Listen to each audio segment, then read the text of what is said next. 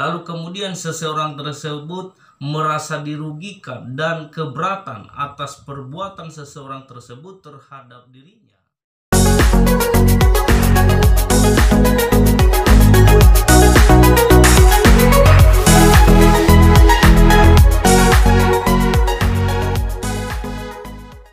Halo pemirsa, jumpa lagi dengan Bang Laian di channel Belajar Hukum Official. Jadi channel ini untuk mengedukasi masyarakat tentang hukum, mengupas seputar permasalahan hukum, agar masyarakat bisa paham hukum dan taat terhadap hukum. Jadi mengenai topik pembahasan kita kali ini adalah mengenai permintaan maaf bisa menghapuskan pidana.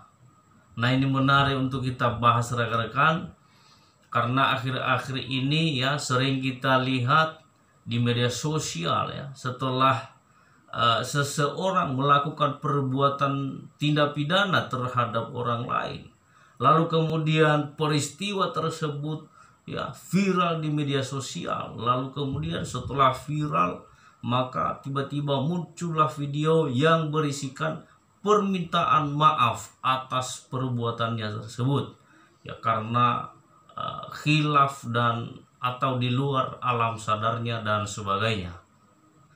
Jadi sebagai insan yang tidak pernah luput daripada kesalahan dan kekhilafan, tentu permintaan maaf itu sah-sah saja dan itu lumrah terjadi. Apalagi kita sebagai manusia yang beragama, tentu kita harus ya saling memaafkan agar tidak ada dendam dan tidak saling benci satu dengan yang lain. Akan tetapi ya, karena konteks ini adalah peristiwa perbuatan tindak pidana, maka permintaan maaf itu tidak dapat menghapuskan perbuatan tindak pidana. Terkecuali ya apabila perbuatan tindak pidana tersebut termasuk perbuatan tindak pidana delik aduan. Jadi kalau perbuatan tindak pidana delik aduan, maka ya proses kasus tersebut bisa dihentikan apabila korban ingin mencabut kembali laporannya tersebut kepada pihak kepolisian. Jadi contohnya adalah ya ketika salah seorang melakukan perbuatan tindak pidana terhadap seseorang, lalu kemudian seseorang tersebut merasa dirugikan dan keberatan atas perbuatan seseorang tersebut terhadap dirinya, maka sehingga pelaku tersebut dilaporkan kepada pihak kepolisian. Namun yang perlu diperhatikan adalah ya konteks ini adalah perbuatan tindak pidana delik aduan. Artinya bahwa hanya boleh diproses oleh pihak kepolisian apabila ada pengaduan atau laporan daripada korban itu sendiri.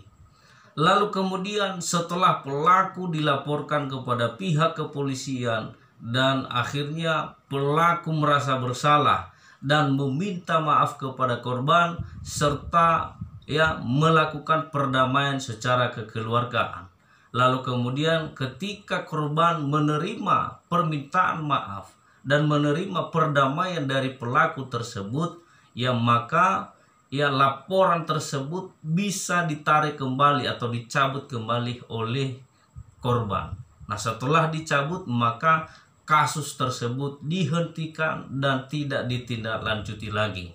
Jadi kurang lebih seperti itu contohnya di dalam perbuatan delik aduan tersebut. Akan tetapi ada ketentuan dan batas waktu untuk melakukan pelaporan kepada pihak kepolisian dan maupun juga untuk melakukan pencabutan laporan terhadap tindak pidana yang termasuk delik aduan tersebut. Bisa kita lihat di dalam pasal 74 ayat 1 KUHP kita.